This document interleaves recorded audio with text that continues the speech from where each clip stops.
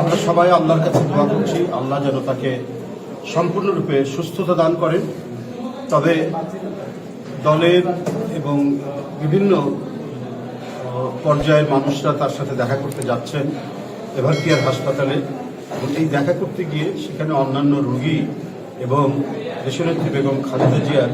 চিকিৎসায় বেশ বিঘ্ন হচ্ছে এবং অন্যান্য রোগীদেরও তাদেরও সমস্যা হচ্ছে। আমি আপনাদের মাধ্যমে বাংলাদেশ জাতীয়তাবাদী দল বিএনপি সকল পর্যায়ের নেতাকর্মী এবং সাধারণ মানুষদের আমি এটাই আহ্বান করব, অনুরোধ করবো, আপনারা আবেগ থেকে আপনারা যাচ্ছেন, আপনারা শ্রদ্ধা জানানোর জন্য তার প্রতি এবং তার আশু রোগ মুক্তির জন্য আপনারা মনোপ্রাণে আল্লাহর কাছে কায়মানবাক্যে আপনারা মোনাজাত করছেন এবং আপনাদের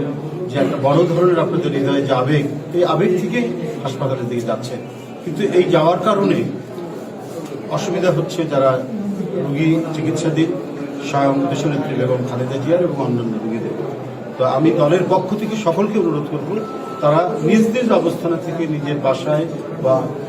অন্য কোথাও আপনারা তার রোগ মুক্তির জন্য দোয়া করবেন আল্লাহর কাছে, যেন তিনি দ্রুতই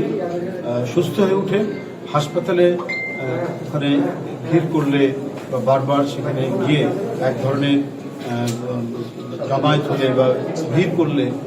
রোগী যারা আছেন, দেশনেত্রী বেগম খালেদা জিয়া রয়েছেন চিকিৎসাধীন অবস্থা, আরও যারা রোগীরা আছেন তারাও সমস্যার মধ্যে